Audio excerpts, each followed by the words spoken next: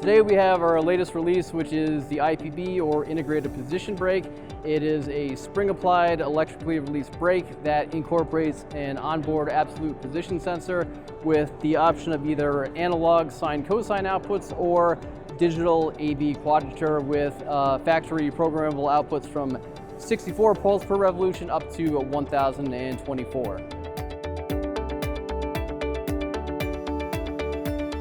We conducted some VOC sessions with some of our customers, namely our Tier 1 driveline customers, and when they talked about some of their challenging applications and how do they package a power-dense electric solution into an area what was traditionally a hydraulic power unit, they would always say that axial length is their biggest challenge, and their existing speed and position sensors would take up anywhere from 25 up to 45 millimeters of length. And they said, hey, you guys sell us brakes, it has a stationary and a rotating component, can you bring the sensor on board to the brake? So because the sensor is integrated into the brake and it's all bolted together one piece, that means there's fewer SKUs for the customer to deal with on their assembly line, and they don't need to position an additional component that has to be accurately indexed to their shaft. We will reference the keyway to our hub, which will result in the zero position of the sensor, and the customer just puts it into place. Maybe have to set an offset, but beyond that, it's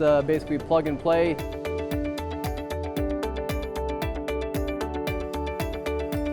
With products like the IPB, we really want to try to bring and maximize value to our customers to help them be successful in innovative and